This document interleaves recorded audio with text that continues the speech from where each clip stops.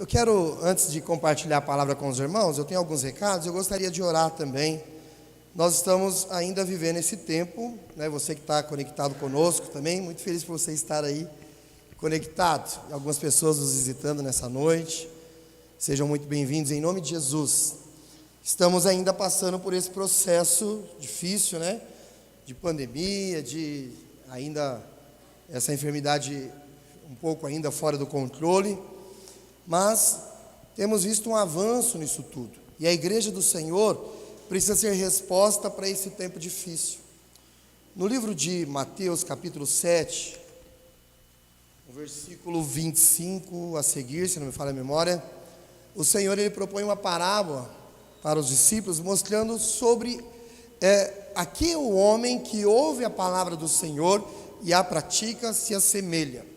Ele faz, na verdade, duas comparações, né?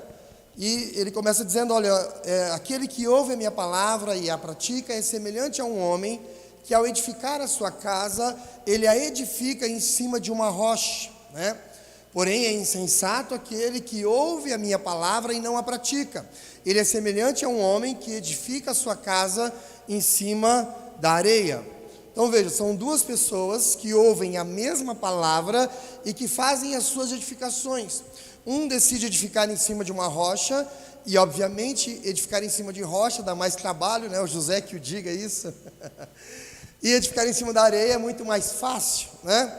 Aí a parábola segue dizendo que vem a chuva forte, vem as águas do rio, uma correnteza muito forte, vem o vento impetuoso e dá, né, com ímpeto contra estas casas. E a casa que ela é edificada sobre a rocha, ela permanece firme, edificada sobre a rocha. Porém a casa que é edificada sobre a areia, quando vem essa chuva, essa tempestade, essa casa então ela é toda derrubada e destruída pela tempestade. Pastor, o que o senhor quer dizer com isso? Nós estamos em meio a uma grande tempestade. Nós estamos em meio a uma chuva, né, de coisas que ninguém sabe o que fazer. Mas esses dias de pandemia, de dificuldade, de chuva, de tempestade, tem sido uma forma de testar a nossa edificação. E não só no que diz respeito à nossa vida espiritual, nosso relacionamento com Deus, mas em todas as áreas da nossa vida, em tudo aquilo que nós fazemos. Agora veja, não há diferença. Se foi em mim, errou. Não há diferença, né, daqueles que ouvem a palavra de Deus. Todos estão ouvindo a mesma palavra. Todos, com base naquilo que eles ouviram, eles foram edificar. Aonde é que está a diferença? Aonde eles estão edificando.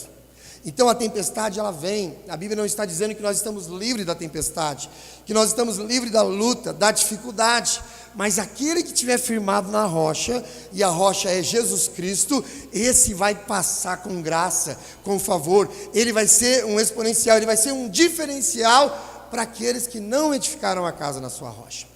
Então aqui é uma grande questão, e eu quero orar com você, porque esses dias têm sido dias de manifestar pessoas desse jeito, né? De pessoas que infelizmente não têm a sua fé fortalecida naquilo que ele tem ouvido em Deus, e não tem procurado edificar a sua casa sobre a rocha que é Jesus, sobre essa fortaleza que é o Senhor. Ele está dizendo, olha, quando você edifica na rocha, a sua casa vai prevalecer sobre toda e qualquer dificuldade. Então eu quero te falar uma coisa aqui com muito amor no meu coração. Se as suas estruturas têm sido abaladas, se as suas estruturas às vezes têm sido afetadas ou até mesmo derrubadas, é porque a sua casa não está edificada sobre a rocha que é Jesus. E eu quero desafiar você a reavaliar a sua construção nessa noite. Eu quero orar por você que está aqui, quero orar por você que está em casa, quero orar pelas pessoas que estão enfermas, infectadas com esse vírus ou com qualquer outro tipo de enfermidade. Mas eu quero desafiar você a avaliar a sua construção. Muitos estão edificando, muitos estão construindo muitas coisas em sua vida, mas infelizmente o lugar onde está sendo construído não é num lugar sólido, não é na rocha que é Jesus Cristo, amém? Queria te convidar a ficar de pé em nome de Jesus. Não é a palavra ainda, mas todos os domingos nós estamos orando aqui por isso. Queremos que esse tempo termine o quanto antes, queremos que esse processo difícil passe, né? Mas nós precisamos entender a importância desse tempo. a importância desse momento. Nós precisamos ter a mesma leitura, né? Até como o Igor acabou de ministrar, nós precisamos fazer uma leitura com a ótica da graça, com o óculos da graça, para nós entendermos isso. E se existe alguma coisa que precisa ser ajustada na sua vida, esse é o tempo para você fazer isso. Nós estamos ouvindo, né, o áudio, né, do livro Uma Vida com Propósito, e essa semana foi falado sobre terminou a série de provações, né, e o porquê delas. E é sempre isso, né? Você nunca pode dizer que você está firme se a sua estrutura não for testada, não é verdade? Você nunca pode dizer que você é um homem ou uma mulher de caráter se o seu caráter não for colocado à prova. Você nunca pode dizer que você é uma pessoa fiel se a sua fidelidade nunca for colocada à prova. Então essas situações, por mais que pareçam difíceis, circunstâncias contrárias, elas servem para nos edificar e nos manter na presença daquele que nos chamou. Amém, irmão? Então eu queria que você tivesse esses olhos para enxergar isso e avaliasse a sua construção. Onde é que você tem colocado? Onde é que você tem edificado? Onde é que você tem colocado? O que é que você tem colocado como base na sua edificação? A edificação dos seus relacionamentos, da sua vida financeira, do seu ministério, né, do propósito de Deus na sua vida. Onde é que você tem firmado, né, a sua construção? Feche os teus olhos. Pai, nós queremos orar, não só como nós aqui presentes nesse culto, as pessoas que aqui estão, mas também com aqueles, Senhor, que estão conectados conosco através da internet, Pai. Nesse momento, Pai, eu quero clamar a Ti, Deus, pela Tua vida, pelo fluir do Teu Espírito Santo, ó Deus. Pai, a Tua palavra tem nos mostrado que Tu és o único caminho, que Jesus é o único caminho, Pai, que Ele é a única certeza, convicção que nós podemos ter em nossa vida, Pai. E em dias difíceis, em dias de provação, em dia onde verdadeiramente a nossa fé e a nossa edificação é testada, Pai, eu quero declarar sim, Senhor, que as nossas edificações estão sendo firmadas em Ti, Jesus, em Ti, ó Senhor, porque é o Senhor que nos chamou, é o Senhor quem nos comprou, é o Senhor, Deus, quem nos chamou para fazer parte dessa obra eterna, Senhor. Por isso, Deus, neste momento, que o Senhor, através do Teu poder, do Teu Espírito Santo, nos leve, Senhor, ó Deus, a ter a revelação necessária para esse tempo em que nós estamos vivendo, para esse período, Pai, que nós estamos atravessando, período muitas vezes de incertezas, de dúvidas, de perguntas, ó Pai, que não há resposta, Senhor, mas que nós possamos olhar para Ti, ó Deus, que é o autor e consumador da nossa fé, que nós possamos avaliar de fato a nossa edificação, a construção que nós estamos realizando, e mais do que isso, Senhor, que nós possamos ter a convicção de que nós estamos firmados na rocha que é Jesus, que as nossas vidas estejam postas em Ti, Pai, que as nossas vidas estejam alicerçadas em Ti, ainda que haja enfermidade, ainda que haja contaminação, Pai, ainda que haja más notícias, ainda que haja tempestade, Senhor, todavia, Pai, nós permaneceremos firmes, porque o Senhor é quem nos guarda e nos livra de todas elas. Se porventura, Senhor, existe alguém entre nós, ó Pai, que infelizmente tem as suas estruturas abaladas, que nessa noite o Senhor, através do Teu poder, através da Tua graça e do Teu amor, venha ajustar essa edificação, Pai, venha ajustar essa edificação, Senhor, que o Senhor, através do Teu Espírito Santo, que é o poder operando em nós, nos leve a colocar a nossa edificação no lugar certo, em nome de Jesus, em nome de Jesus, que através desse tempo, Pai, desfavorável, Pai, nós sejamos favorecidos pelo Teu amor, e possamos manifestar aquilo que Tu és em nossa vida, em nome de Jesus. Eu quero nesse momento repreender todas as armas forjadas no inferno, toda a intenção do diabo, Senhor, todo espírito demoníaco, Senhor, que tem atuado na mente, que tem atuado na vida, Senhor, das pessoas, eu declaro por terra em nome de Jesus.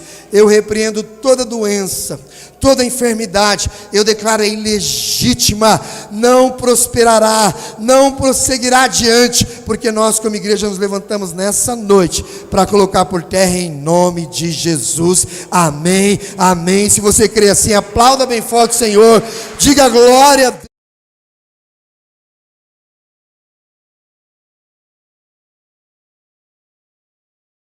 Aleluia, aleluia, oh, aleluia. Pode se assentar. Oh, Deus tremendo. Deus é maravilhoso. Eu quero dar alguns recados antes de compartilhar a palavra.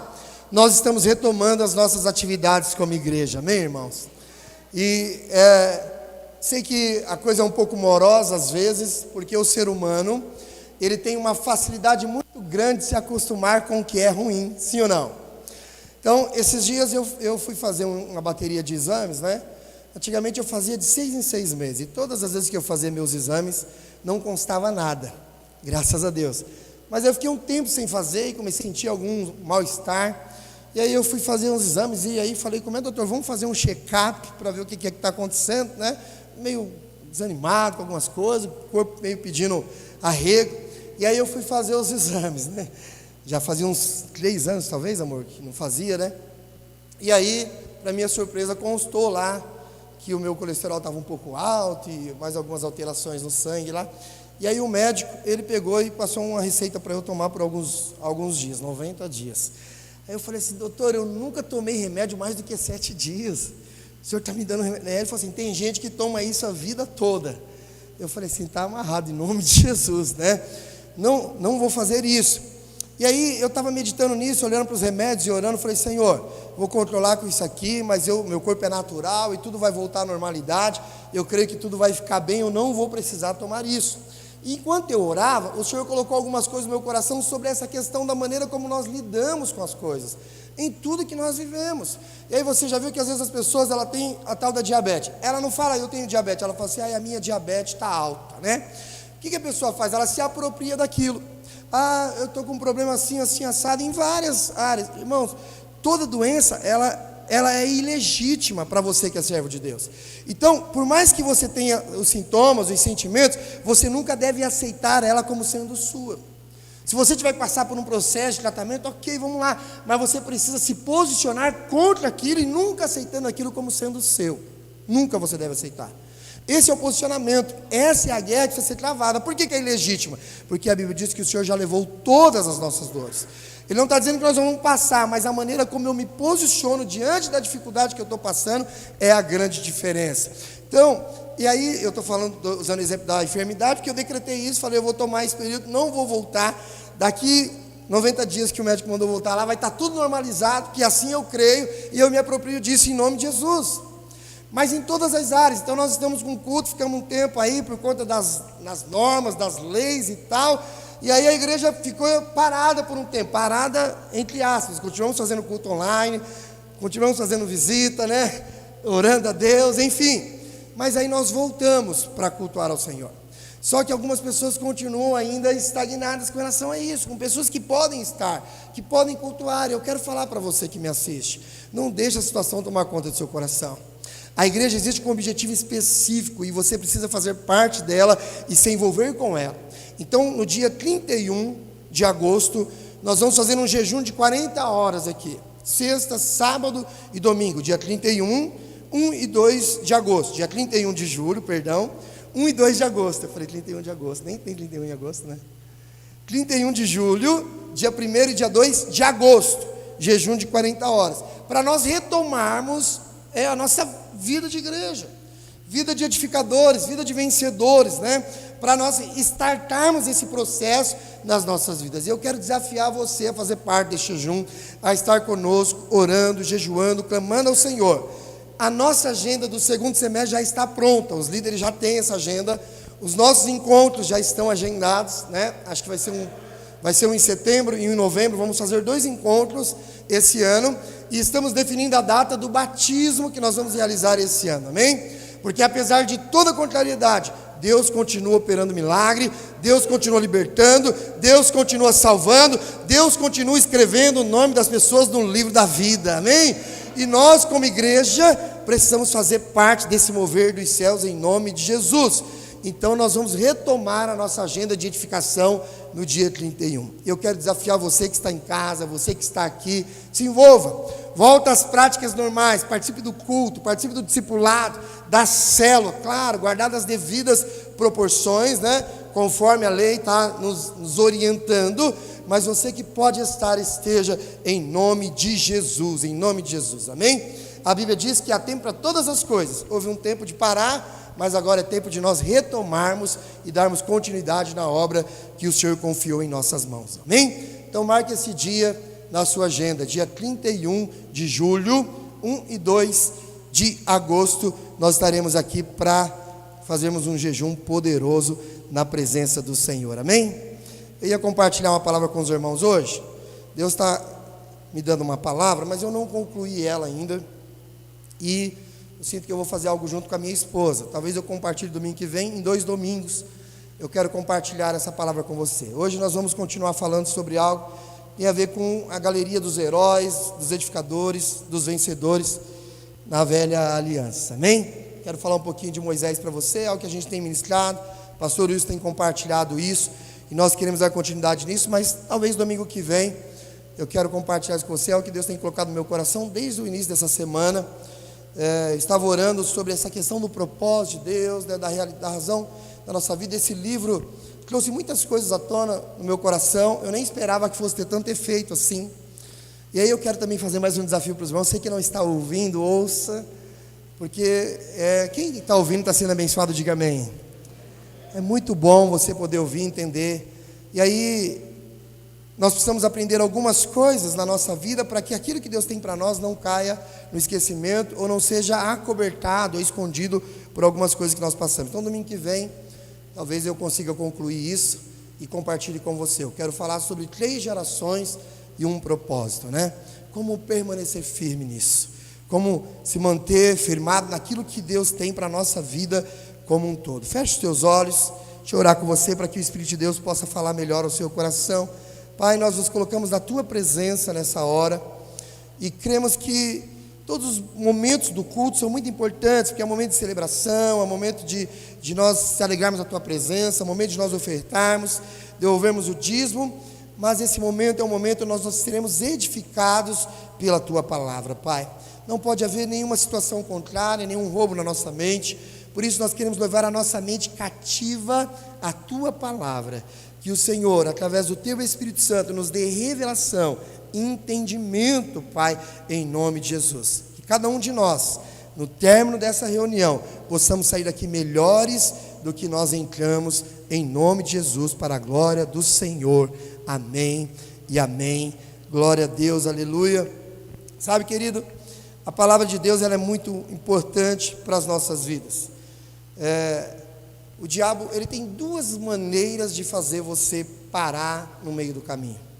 Uma forma dele parar é talvez ganhando você pelas propostas mundanas, né? Coisas que às vezes nem são tão pecaminosas, mas que ela acaba te afastando da presença de Deus. Então o diabo ele vai bombardeando a sua mente diuturnamente com coisas que, sem você perceber, às vezes de forma até paulatinamente, ele vai te afastando da presença de Deus, ele vai tirando a sua alegria de ter comunhão, de fazer parte de uma celebração, de estar inserido em um contexto de igreja. Então essa é uma das maneiras do diabo parar você. O diabo sabe que cada um de nós somos criados para um propósito específico que tem a ver com a nossa vida aqui e com a nossa vida para toda a eternidade. Para toda a eternidade. Então o alvo dele é justamente atrapalhar você nisso e atrapalhar a sua eternidade com Deus. Então a primeira forma do diabo de repente levar você a perder o rumo, a perder o foco, é te ludibriar, esta é a palavra, com as coisas naturais. Quantas pessoas você conhece, são servos de Deus, foram lavados e remidos pelo sangue do Cordeiro, são salvas no Senhor, mas infelizmente estão ludibriadas com as coisas desse tempo presente, desse mundo. Essa é uma forma. Uma outra maneira dele de repente afastar disso é ele tirar toda expectativa da sua mente, e a sua mente fica vazia para aquilo que tem que acontecer, né? Então, semana eu estava conversando com uma pessoa e eu não consigo pensar mais em nada, eu não tenho mais perspectiva, né? Eu não tenho mais projeto para a minha vida, simplesmente eu estou vivendo, é a maldição da música do Zeca Pagodinho. Lembra da música do Zeca Pagodinho?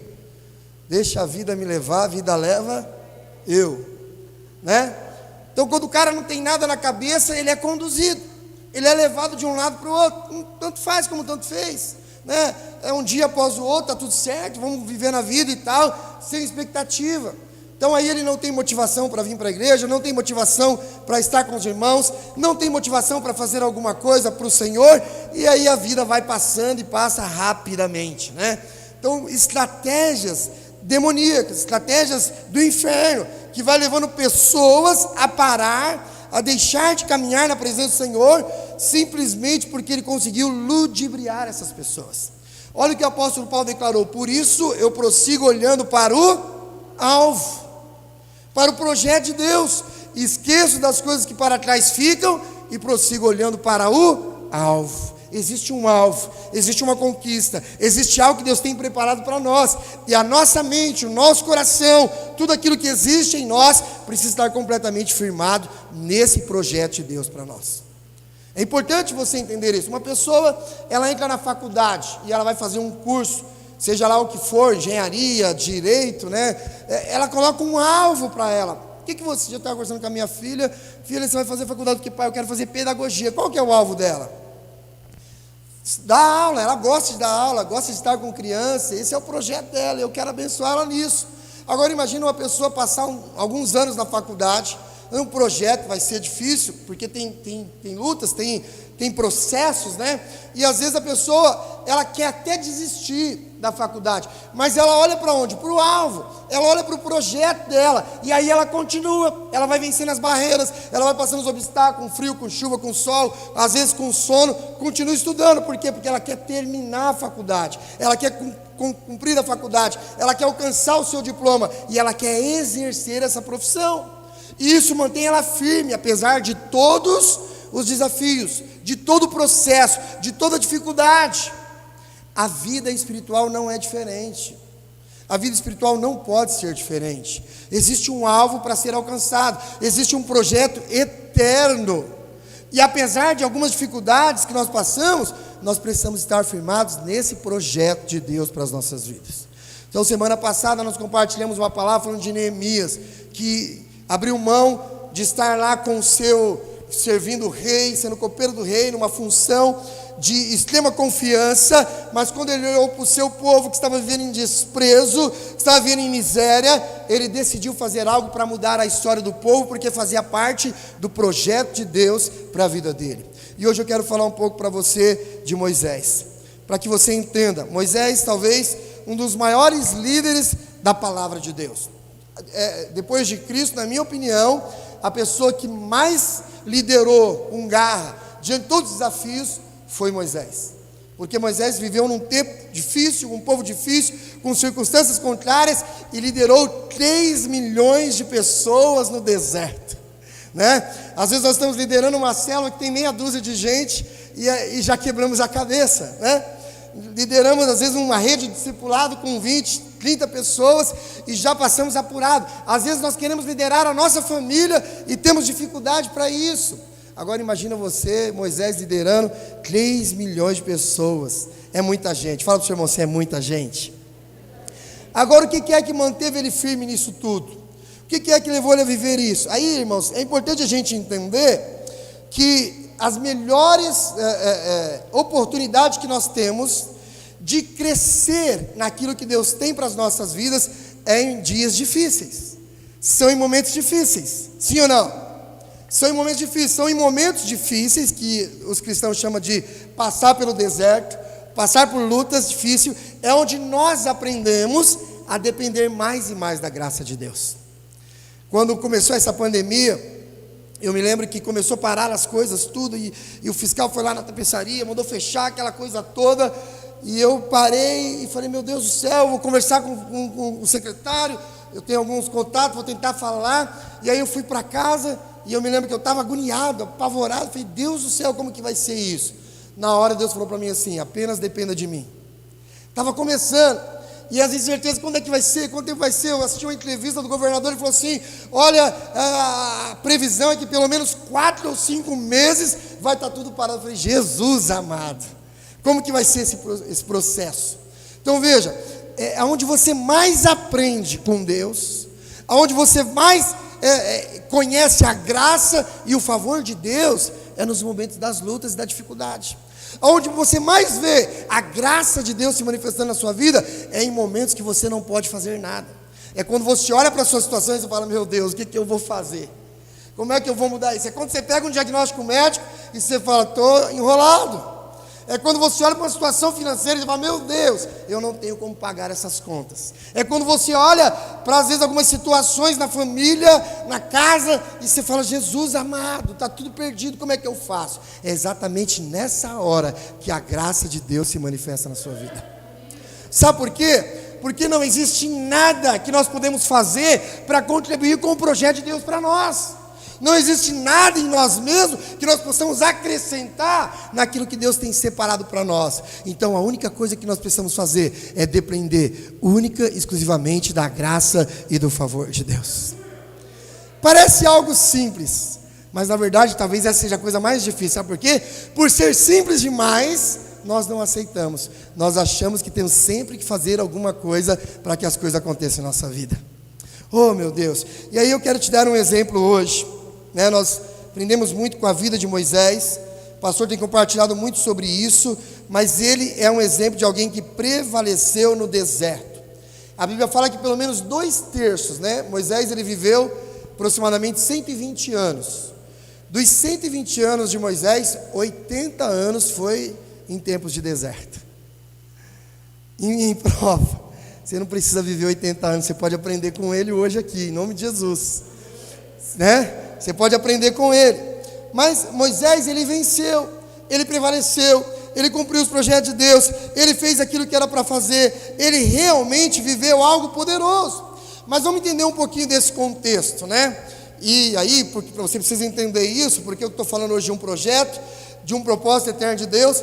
Moisés, os irmãos conhecem bem a história dele, Quando estava lá, Faraó matando todas as crianças que estavam nascendo, a mãe dele, para poupar a vida dele, colocou ele num cestinho, no rio Nilo, a água levou ele para um pouquinho adiante, aí a filha de Faraó foi se banhar no rio e encontrou o cesto, com Moisés dentro. O que ela fez? Ela adotou a criança e Moisés, que era um hebreu, que foi poupado da morte, foi levado para viver lá no palácio de Faraó. Então Moisés, ele viveu o melhor de tudo, ele provou o melhor, ele aprendeu o que tinha de melhor, ele estudou na melhor escola, ele tinha o melhor conforto, tudo que uma pessoa poderia ter de bom na época, Moisés tinha. Por quê? Porque ele era o filho da filha de Faraó. Mas tinha uma coisa que, apesar de todo o contexto que ele estava vivendo, não foi alterado dentro dele, é que ele era um hebreu.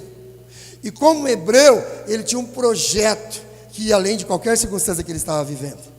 Ele era um hebreu, Deus tinha um projeto para ele que começou lá atrás. Talvez eu estou até adiantando um pouco, eu vou falar domingo que vem. É um projeto que começou lá em Abraão, com a promessa que Deus fez, e agora chega nele. E apesar de todo esse conforto, toda essa vida que ele está vivendo no palácio, Moisés decide seguir o caminho dele, decide seguir o projeto de Deus, decide seguir o propósito dele. Alguém que de repente abriu mão, abra sua Bíblia no livro de Hebreus, no capítulo 11, o verso 24 ao 26. Quantos estão me acompanhando? Diga amém. Aleluia. Glória a Deus. Aleluia. Enquanto você abre a sua Bíblia, eu queria dizer uma frase para você. A maior tolice de um homem é ele achar que a vida dele se resume somente nesta vida. Não existe isso. O homem foi criado para viver a eternidade com o Pai, para desfrutar. Nós somos seres eternos. Qual é a maior dor que um ser humano pode sofrer na vida? A dor da morte, Esses dias, a minha irmã, ela estava comentando, minha mãe já tem acho que uns 3 anos, 4 anos que ela faleceu, e minha irmã estava falando da morte. Eu não consigo me acostumar com isso. Ninguém se acostuma com a morte. Por que ninguém se acostuma? Porque dentro de nós há um DNA de que nós somos eternos. Somos seres eternos. Quem é eterno não vive na morte. Nós precisamos compreender isso.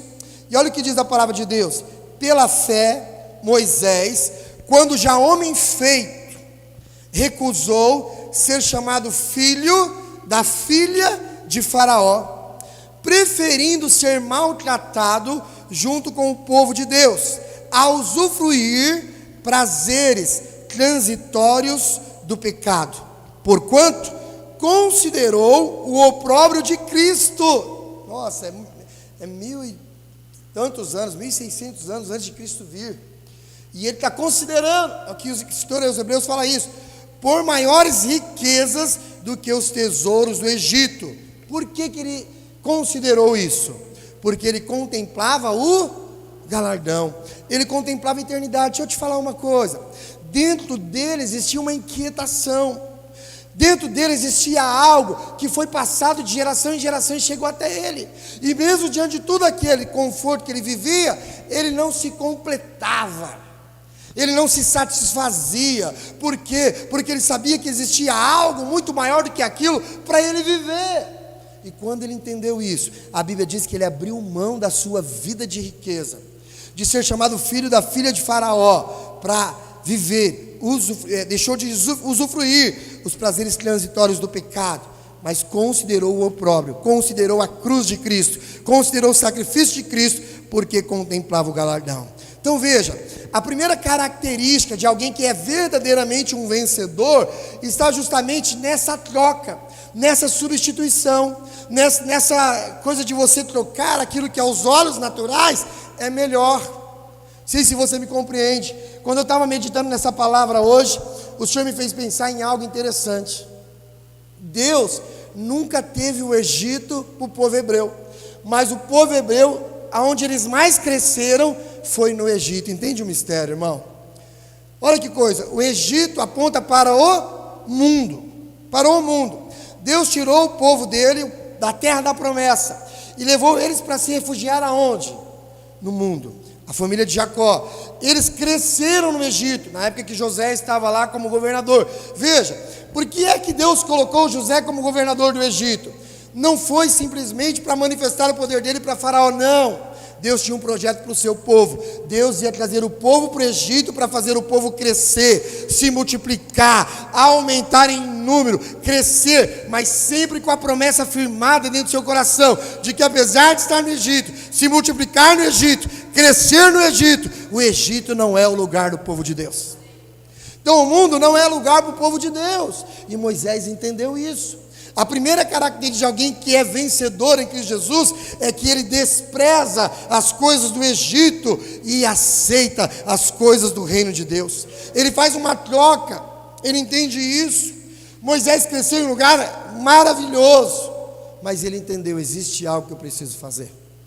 Sabe, irmãos, às vezes eu vejo algumas pessoas fazendo exatamente ao contrário, e eu como pastor fico pensando, ou essa pessoa não entendeu, não teve revelação, ou de fato essa pessoa é muito tosca, perdão a palavra, eu ia falar muito burra. Não pode, né, amor? Não pode.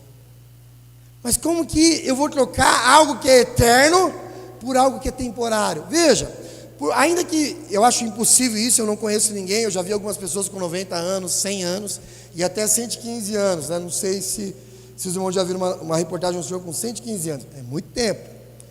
Ainda que uma pessoa vivesse de fato 115 anos, e desde o primeiro dia de vida até os 115 anos de idade, essa pessoa vivesse só desfrutando de coisas maravilhosas, só desfrutando de riqueza, de prazeres, de alegria, nunca tivesse uma dor de cabeça, uma dor de dente, uma dor no estômago, não tivesse dificuldade financeira, não tivesse problema com os filhos, problemas de relacionamento, ou seja lá o que for, durante os 100 e poucos anos de vida dela, ainda assim não é comparado com o galardão que está reservado para nós na eternidade. Quantos me compreendem? Diga amém. Moisés entendeu isso. Moisés entendeu isso. Ele falou, os prazeres, as alegrias que eu tenho aqui são transitórios, mas a alegria que eu tenho em Deus, elas são eternas. A graça do Senhor é eterna, o favor de Deus é eterno, a vida de Deus é eterna. Moisés entendeu isso. Tudo aquilo que Faraó proporcionava para ele não era suficiente. E agora olha que coisa interessante que a gente precisa entender: nada pode parar o projeto de Deus na vida de um homem e de uma mulher, absolutamente nada. Muitas crianças foram mortas na época que Moisés nasceu, mas o Senhor poupou a vida de Moisés e colocou Moisés dentro da casa de Faraó. Poderia haver um lugar para ele ser poupado mais do que dentro da casa de Faraó? Obviamente que não. Por que Deus fez isso? Porque existia um projeto. Nós estamos no Egito, mas é temporário o Egito para nós. Nós estamos no Egito, mas não nos envolvemos com as coisas do Egito. As coisas do Egito não podem tocar a nossa alma. As coisas do Egito não podem nos ganhar. Nós não podemos viver uma vida em função das coisas do Egito. Nós precisamos viver uma vida em função das coisas do reino de Deus, que é eterno. E aí Moisés, quando ele entendeu isso, ele troca. E aí o Senhor leva ele para um processo de espera, de 40 anos. Um tempo, um período ali em que ele viveu longe de tudo, longe do Egito, longe do projeto, do propósito, e o Senhor estava preparando ele para que ele pudesse de fato startar aquilo que ele queria fazer. Moisés entendia. Eu fico pensando nesse período na vida de Moisés, quando ele sai do Egito, vai para outro lugar, se casa, tem filhos, vai cuidar do rebanho do sogro dele, está ali, anos passando ali, sem fazer absolutamente nada em prol do projeto. Saiu do Egito por conta do projeto e agora não está vivendo o projeto. Olha que coisa interessante. Como nós falamos domingo passado, às vezes esse tempo de quarentena, de afastamento, de isolamento, ou seja lá do que for, é um tempo de preparação para nós. Nós precisamos entender isso, meu irmão, para que nós possamos então ser aprovados. Por que é que somos testados? Porque Deus quer aprovar-nos. Você já teve aquela sensação de que às vezes você está passando toda hora pela mesma aprovação? Sabe, a impressão que você tem, de novo isso, de novo isso. Sabe por quê? Porque Deus está de fato querendo te aprovar nisso, exatamente nisso. E quando as coisas insistem muito, você precisa abrir os seus olhos e entender: Deus, como é que eu faço para eu ser aprovado nessa circunstância? A Bíblia fala que Moisés passou 40 anos no deserto, e a gente entende que esse período de 40 anos no deserto foi para ele se esvaziar de tudo aquilo que fazia parte do Egito, que ainda estava na vida dele. E aí eu quero te falar algo nessa noite: só aprende isso quem esvazia-se de si mesmo. Eu me lembro que quando eu me converti, eu falei para minha mãe assim: mãe, eu vou servir ao Senhor, eu vou estar na presença de Deus, mas tem uma coisa, tem algo na minha vida que eu não vou mudar. Tem algo na minha vida que eu não consigo mudar. E até falei para Deus assim: Deus me fez assim, e agora eu vou ficar assim. E fui servir a Deus desse jeito, achando que eu teria condições. Então veja, enquanto eu não me esvaziei completamente de mim, das minhas prerrogativas humanas, das coisas que eu achava ser certo para a minha vida, eu não consegui compreender o propósito de Deus para a minha vida. Eu não consegui entender aquilo que Deus tinha para mim. Então veja, tem pessoas que passam a quarentena e não conseguem compreender. Deus coloca em outra quarentena, e são muitas quarentenas espirituais, até você entender aquilo que Deus quer fazer. E a única coisa que Deus quer fazer, olha, se esvazia de você completamente, para que você possa ser cheio de mim, para que você possa ser cheio da minha presença. A única coisa que você tem que fazer é se esvaziar de si mesmo, para que eu possa encher você da minha graça, do meu favor, da minha presença, da minha vida, porque só assim você vai conseguir fazer tudo aquilo que eu tenho reservado para você. Até mesmo Jesus, para cumprir o projeto de Deus, teve que esvaziar-se de si mesmo. Mas às vezes nós fazemos exatamente o contrário. Não, Deus, isso aqui eu não aceito. Senhor, dessa forma não, Senhor. Deus, não. Deus, muda isso. É exatamente aonde Deus está querendo moldar você. Quantos me entendem? Diga amém. A terceira coisa que nós aprendemos com Moisés é que Moisés conheceu o poder de Deus. Moisés experimentou o poder de Deus. Já começou com a sarça que pegava lá, queimava e não se consumia. Moisés teve experiência com o Senhor, porque ele carregava na sua mão um bordão, e aquele bordão Deus usou, transformando em uma serpente, e a partir daquele momento, aquele bordão passou a ser chamado o bordão de Deus, que nada mais era do que o poder de Deus na vida de Moisés. Lá em Êxodo, capítulo 4, versículo 2, diz assim, Êxodo, capítulo 4, versículo 2, perguntou-lhe o Senhor: que é isso que tem na mão? E respondeu-lhe Moisés: um bordão. Aí a Bíblia diz que depois disso, ele entendeu, Deus moveu, fez um milagre, transformou em serpente, consumiu outra serpente, e aí Moisés entendeu, aquele bordão na mão dele, era um sinal do poder de Deus na vida dele. Mais para frente você vai ver, agora em Êxodo, versículo 20, capítulo 4, versículo 20, você vai ver o texto dizendo o seguinte: tomou, pois, Moisés, a sua mulher, os seus filhos, e fê-los montar num jumento, e voltou para a terra do Egito. Moisés levava na mão o bordão de Deus. Olha que coisa. Primeiro era o bordão de Moisés, era a vara de Moisés, mas depois que ele conheceu o poder de Deus, aquele bordão passou a ser o bordão de Deus. Deus começou a usar aquilo que ele tinha na mão para manifestar o... Moisés aprendeu que na força dele, no braço dele, como ele já havia tentado fazer antes, ele não iria conseguir. Qual que é o problema da maioria dos cristãos? Todos os cristãos tentam servir a Deus, fazer as coisas de Deus, cumprir o propósito de Deus, ajustar a sua casa, ajustar as suas finanças, ajustar toda a sua vida, com base no seu conhecimento, com base no seu intelecto, com base na sua força, com base naquilo que você aprendeu a fazer. Não existe isso. Sabe, irmãos, nada contra o que eu vou falar, me entendam por favor, me ouçam com ouvidos de ouvir. Eu estava, esse período de quarentena, o que mais a gente viu foi live, é live que fala? Live, sobre casamento, né? Bombou. E aí um dia era o que agrada, o que tem no esposo que agrada a esposa. E outro dia o que agrada na esposa, o que agrada no esposo que tem na... Eu já falei isso, né? É o contrário. E foi cada dia para uma coisa, né? Para falar de casamento. E tanta coisa, você acha, sabe? Tudo isso é muito bom, mas não funciona se não for debaixo do poder e da presença do Espírito Santo. Sabe o que agrada uma mulher? É ter um marido cheio do Espírito Santo de Deus. Sabe o que agrada um homem? É ter uma mulher de Deus cheia do Espírito Santo. Às vezes eu chego em casa, de vez em quando quebra uns copos, tudo bem. Está lá minha esposa lavando louça, cheirei bacana, está lá baixuriando, balabá. Eu passo na cozinha assim de fininho, vou lá me preparar. Está preparado. Agrada, porque está sempre o tempo todo envolvendo. O que agrada uma esposa? É um homem cheio de Deus, cheio da vida de Deus. Moisés entendeu que ele não seria capaz de cumprir nada na vida dele sem o poder de Deus. Eu não sei se você está entendendo o que Deus está falando com você nessa noite, mas eu quero ser bem claro com você. Você não vai conseguir fazer nada na sua vida, você não vai ajustar nada na sua vida, nada no seu casamento, nada na sua vida financeira, nada nos seus projetos, se não for através do poder de Deus. Se existe uma coisa que você precisa conhecer na sua vida, é o poder de Deus para a sua vida. É o poder de Deus para a sua vida. Nós temos estratégia para tudo, protocolo para tudo, um monte de coisa. 40 passos para não sei o que, 7 passos para não sei o que, não sei o que lá para isso aqui. Não! Encha a sua vida do Espírito Santo. Seja cheio do poder de Deus, seja cheio da vida de Deus, seja cheio da unção de Deus, e todas as outras coisas serão transformadas na sua vida. Quando Moisés recebeu o desafio para voltar para o Egito e resgatar o povo, ele falou: Senhor, mas como é que eu vou para lá? Eu fugi de lá, eu saí de lá, e como é que aqueles hebreus vão me aceitar? Deus disse para ele: vai lá e diga: o grande eu sou me enviou. Oh, aleluia!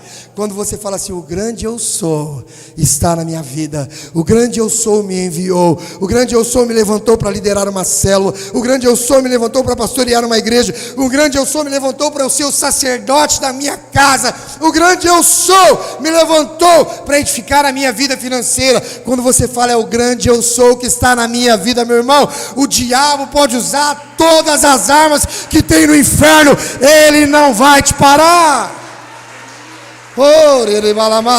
Nada pode parar o poder de Deus. Nada pode parar o poder de Deus. Todos os dias, irmãos, desse período, eu estou dando testemunho, irmão, todos os dias, eu não fiquei um dia sem serviço. Algumas pessoas vão na tapeçaria de vez em quando e vê, está abarrotado, eu estou adiando para pegar algum serviço. Por quê? É o favor de Deus. Eu não vou atrás, eu não ligo, eu não fico batendo na porta de cliente, mas o Senhor me abençoa todos os dias. Por quê? Porque é o poder de Deus. É o poder de Deus. Quer ter uma vida exitosa, quer cumprir o projeto de Deus, se encha do poder de Deus.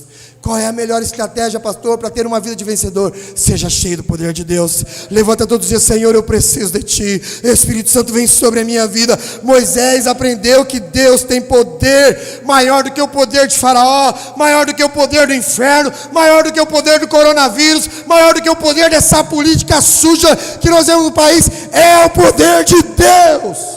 E nada pode parar esse poder. Oh, aleluia! Quando você entende isso, meu irmão, e você coloca a sua vida debaixo do poder de Deus, você está guardado e protegido. Tudo vai bem.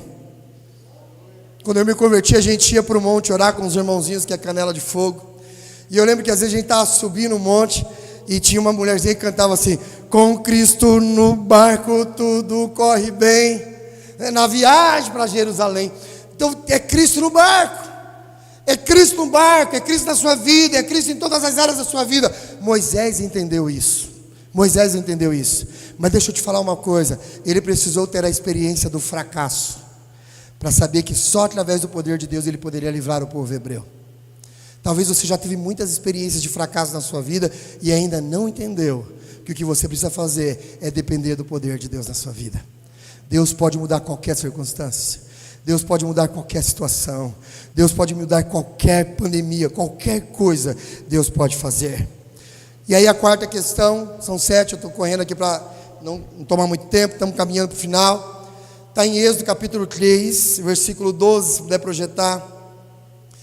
Olha o que diz aí.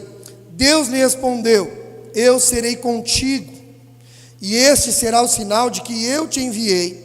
Depois de haveres tirado o povo do Egito, servireis a Deus nesse monte. Então veja, a primeira coisa que a gente viu é que ele trocou os prazeres desse mundo pelas coisas eternas, né? A segunda coisa que Moisés provou é que ele foi aprovado no teste da fé em sua quarentena. A terceira coisa, conheceu o poder de Deus. E a quarta coisa, ele viveu o propósito divino na vida dele. Deus está falando: vou ter um propósito para você. Qual que é o propósito? Você vai voltar lá e vai resgatar 3 milhões de pessoas. Tem muita coisa que dá para a gente compartilhar nesse contexto, mas hoje não é o caso. Mas eu só queria que você entendesse isso. Meu Deus, quando eu estava meditando isso, eu falei: Deus, como o Senhor é poderoso. Como que Deus faz as coisas que naturalmente nós não conseguimos entender. Deus poderia ter feito o povo crescer na onde eles estavam, ter mandado alimento, ter todas as coisas. Deus poderia ter feito isso porque eles estavam na terra que Deus prometeu para Abraão. Mas houve fome na terra que Deus prometeu para eles. E Deus tira eles da terra da promessa e leva eles para comer no Egito. Como é que você consegue entender um negócio desse, meu irmão? Só mesmo quando você tem o propósito de Deus na sua vida. Uma das frases poderosas que nós aprendemos nesse livro é: nunca pergunte para Deus o porquê das coisas, mas sim o que Ele quer te ensinar. Certamente, talvez eu imagino Jacó com seus filhos saindo da terra da promessa, que ele tanto ouviu, tanta coisa aconteceu, a palavra de Deus, tanta coisa. Mas peraí, Senhor, eu estou mudando da terra da promessa. Eu estou saindo da terra que o Senhor me prometeu e estou indo para um lugar que é totalmente contrário à sua vontade. Eu estou indo para um lugar que é governado por um faraó, que é terrível. E quando ele chega lá, ele encontra o filho dele sendo estabelecido como governador. E aí nesse período é o período que o povo hebreu mais cresceu, justamente no Egito. E agora chega o tempo dele sair de lá. E a Bíblia fala que ele tirou, segundo os historiadores, Moisés foi para lá, resgatou o povo, libertou o povo. Então veja, preste atenção no que eu vou falar para você agora, meu irmão. O propósito de Deus na sua vida não é derrotar o diabo. Assim como não era propósito de Deus derrotar Faraó, porque morre um faraó, levanta-se outro faraó. Né? Acaba uma batalha, começa-se outra batalha. Qual que era o propósito de Deus? Libertar o povo do Egito e levar o povo para servir a Deus. Então é importante você entender isso. A derrota de Faraó é só uma consequência. O alvo é libertar o povo para servir a Deus. Então nós, como igreja, precisamos entender isso. Essa semana foi um pastor conversar comigo, envolvido em algumas questões políticas da cidade, e estava conversando. Né? E ele falou: pastor, o senhor tal, você está mais junto com a gente? Eu falei: irmão, quero te falar, eu vou estar junto em oração. E aí ele conversando, falando sobre algumas ações da igreja e promovendo ação social. Irmãos, eu não sou contra a ação social, eu acho que tem que ter todas essas coisas. Mas deixa eu te falar uma coisa aqui. O propósito principal da igreja, é transformar o indivíduo. É transformar o indivíduo. Então é importante você entender isso. Não é obra social, não é ONG, não é nada disso. Embora essas coisas podem acontecer, podemos fazer tudo isso, mas esse não é o alvo principal da igreja. Foi o que o Senhor falou: você vai tirar o meu povo de lá do Egito e eles vão me servir, e eles vão ser transformados para entrar na terra prometida, na Canaã de Deus. Esse é o alvo da igreja. Então libertar o povo desse mundo, levá-los a adorar o Senhor, levá-los a servir o Senhor. Sabe, irmão, Deus te deu filhos, não é simplesmente para você tê-los e para você prepará-los para o mundo, como muitas pessoas falam. Deus te deu os filhos para você ensiná-los a servir e amar e adorar o Senhor para toda a eternidade. Deus te deu um casamento para ser um instrumento de bênção, para transformar pessoas. Deus te deu trabalho, te deu uma empresa, não é só para você ganhar dinheiro, mas para você usar a sua empresa para edificar outras vidas e transformar indivíduos que vão servir o Senhor para toda a eternidade. É importante nós entendermos essas coisas. Deus te colocou na escola, te colocou numa faculdade, te colocou num bairro. Não é simplesmente para você fazer parte do convívio daquelas pessoas, mas é para você ser um agente de transformação de indivíduos.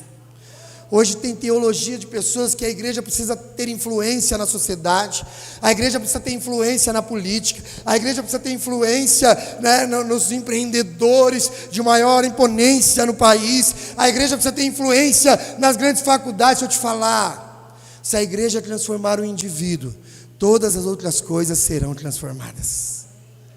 Deus falou para Moisés: vai lá e tira o povo, para o povo me adorar.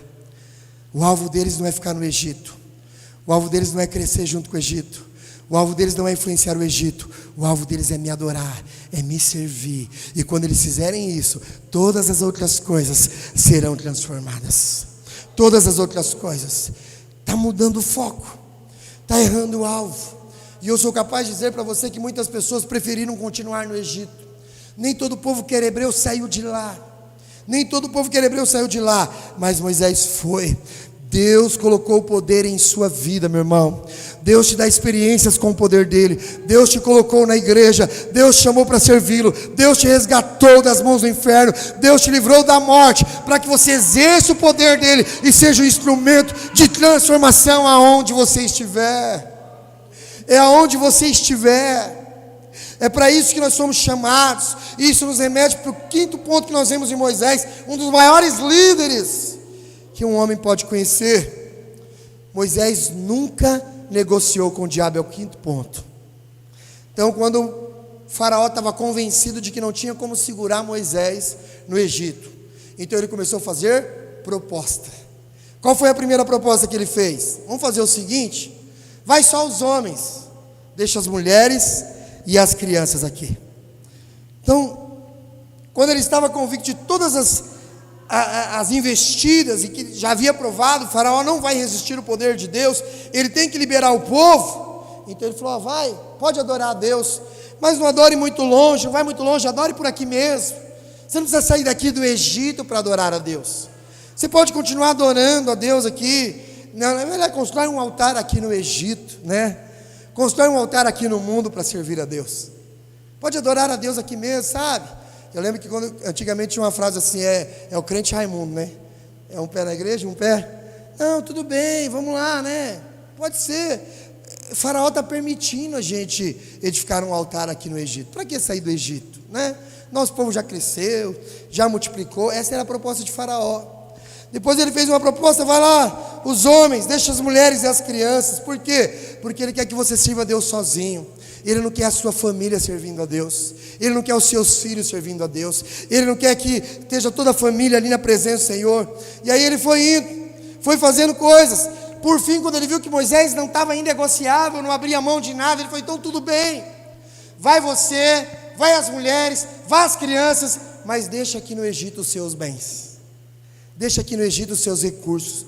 Não precisa levar dinheiro para a igreja. Não precisa dizimar, não precisa ofertar. Para que essas coisas? Para que dinheiro? Né? Você vai servir um Deus que é dono do ouro e da prata. Deixa aqui, investe aqui no mundo mesmo. Investe aqui no Egito mesmo. O que Moisés falou sobre todas as propostas de Faraó? Não vai ficar nenhuma unha. Não vai ficar nada. Ou seja, a quinta qualificação desse homem que foi o verdadeiro vencedor é que ele nunca negociou com o faraó. Com o diabo não tem negociação. Com o diabo nós não podemos negociar absolutamente nada. Nós não podemos abrir mão de absolutamente nada. Negociar com o diabo, o que é negociar com o diabo, pastor? É tolerar que coisas em áreas da sua vida não fluam do jeito, da maneira de Deus. É quando você permite que algumas áreas da sua vida fiquem desajustadas, que você aceite algumas circunstâncias na sua vida. As coisas podem ser ruins, não podem perdurar na sua vida. Quantos me entendem? Diga amém. Quando eu aceito a circunstância, quando eu aceito, eu tolero, eu estou negociando com o inimigo. Eu estou permitindo que a minha vida em algumas áreas não fluam à maneira de Deus. Mas nós não podemos aceitar. Leve o tempo que passar, que levar, custe o que custar, nós não abrimos mão daquilo que Deus tem para nós em nome de Jesus. Não abrimos mão da nossa família, não abrimos mão do nosso recurso, não abrimos mão da nossa igreja, não abrimos mão da multiplicação, do crescimento das nossas células, não abrimos mão. Por quê? Porque é o que Deus tem para as nossas vidas. Sexta coisa, para terminar, talvez não dê para falar a sétima. Moisés valorizou a presença de Deus. Quantos estão comigo? Diga amém. Quero concluir com isso, Êxodo capítulo 33, quem entende, diga amém. Terceiro, versículo 12 ao 23, diz assim, disse Moisés ao Senhor, aleluia, tu me dizes, faze subir este povo, porém não me deste saber a quem hás de enviar comigo, contudo disseste, conheço-te pelo teu nome, também achaste graça aos meus olhos, versículo 13, agora pois, se achei graça aos teus olhos, rogo-te que me faça saber neste momento o teu caminho, para que eu te conheça e ache graça aos teus olhos, e considere que esta nação é o teu povo. Respondeu-lhe, a minha presença irá contigo, e eu te darei descanso. Então lhe disse Moisés, se a tua presença não for comigo, não nos faça subir deste lugar. Verso 16, pois como se há de saber que achamos graça aos teus olhos, eu e o teu povo, não é porventura em andares conosco, de maneira que somos separados, eu e o teu povo, de todos os povos da terra? Então lhe disse, rogo-te que me mostre a tua glória. Respondeu-lhe, farei passar toda a minha bondade diante de ti, e te proclamarei o nome do Senhor. Terei misericórdia de quem eu tiver misericórdia, me compadecerei de quem eu me compadecer.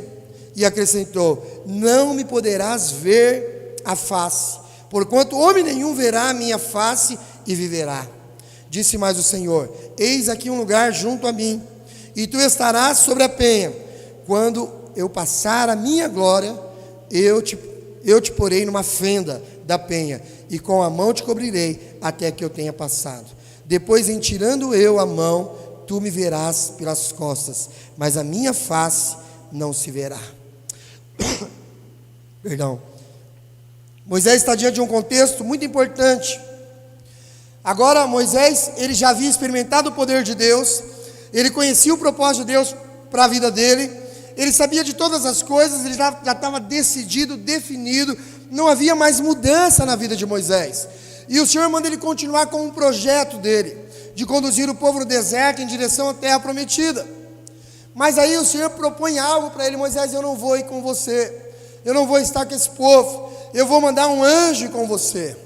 E Moisés, num diálogo muito interessante com Deus, ele bate o pé e fala, Senhor, não, eu estou aqui parafraseando com os irmãos, Senhor, só uma coisa importa para mim, é a tua presença.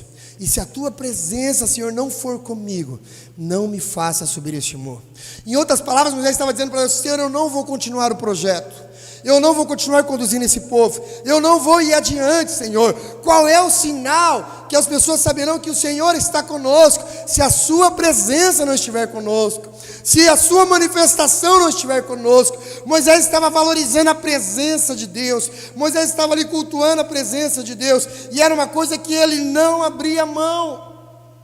Ele sabia, Senhor, a única coisa que me importa não é provar do poder, das manifestações que eu tenho visto, os milagres, daquilo que o Senhor fez lá diante de Faraó, de todas as manifestações. Não, Senhor, tem uma coisa que realmente importa para mim, é a tua presença, Senhor. Não me deixa dar um único passo se a sua presença não for comigo. Não me deixa continuar nenhum projeto se a tua presença não estiver comigo. Eu tenho orado ao Senhor e dito, Pai, Senhor, não vale a pena viver apenas mais um dia se não for na tua presença, Pai. Qual é a coisa mais importante que você tem na sua vida?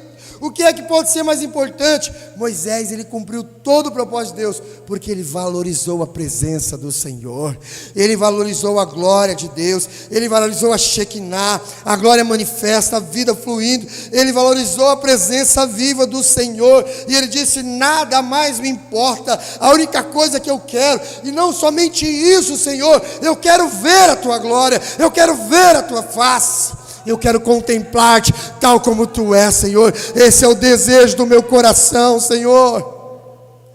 Sabe, irmãos, eu quero concluir dizendo algo para você nessa noite.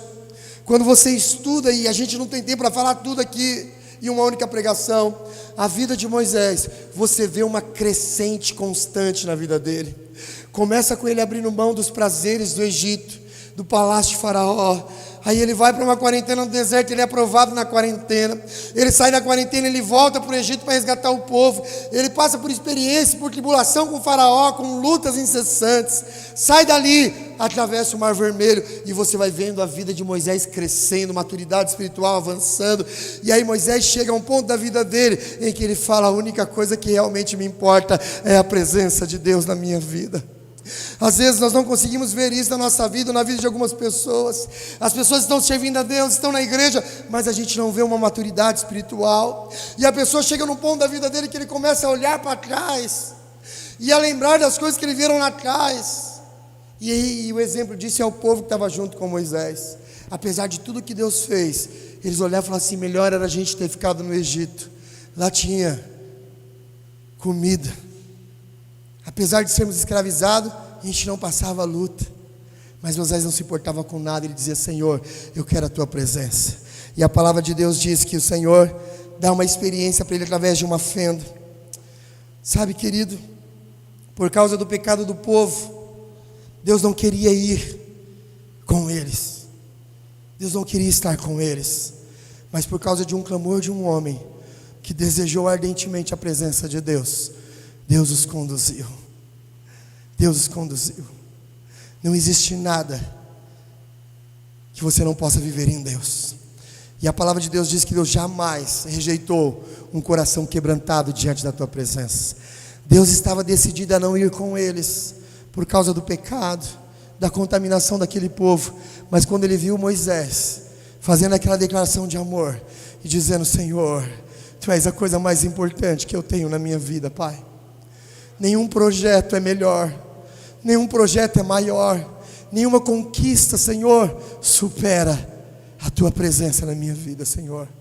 A manifestação da tua glória. Nada mais me importa, Senhor, a não ser a tua presença. Sabe, mesmo conhecendo tudo e tido todas as experiências, ele sabia: nada disso tem algum sentido na minha vida se não for a tua presença. Deus talvez tenha permitido nós entrarmos num deserto em algumas áreas da nossa vida, ou até mesmo num deserto coletivo, mas nada disso é por acaso, nada disso é em vão. Existe uma coisa que está sendo checada todos esses dias. Todos esses dias. Talvez se você perguntar para uma criança o que é uma coisa que é mais importante para você, a criança talvez vai falar assim: o meu videogame, a minha bicicleta, comer, algumas coisas desse tipo. E é natural, porque isso faz parte de quem é criança.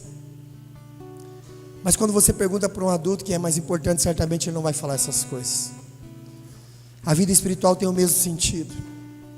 Quando você tem maturidade cristã, quando você entende o projeto de Deus como ele realmente é na sua vida, você começa a mudar valores dentro de você, e você começa a avaliar aquilo que realmente importa na sua vida, meu irmão. Moisés, ele cumpriu o propósito de Deus de A a Z, fez tudo o que era preciso fazer, entrou para a galeria dos heróis, talvez um dos maiores líderes. E uma coisa interessante, ele desejou ver a glória de Deus. E um dia, já na nova aliança, Jesus chama alguns discípulos e vai para o monte chamado Monte da Transfiguração. E ali o Senhor manifesta a glória dele, já no Novo Testamento, Nova Aliança. Enquanto o Senhor está sendo transfigurado pela glória de Deus, a palavra de Deus diz que naquele Monte da Transfiguração, Moisés e Elias aparecem ali no monte. E o Senhor então finalmente cumpre o desejo do coração dele, de ver o Senhor face a face. Porque a palavra de Deus diz que Jesus Cristo é a expressão verdadeira do Deus Pai, é a manifestação do Deus Pai aqui na terra. Moisés então viu a glória de Deus, porque um dia ele desejou ver isso. Eu queria te convidar a ficar de pé no seu lugar.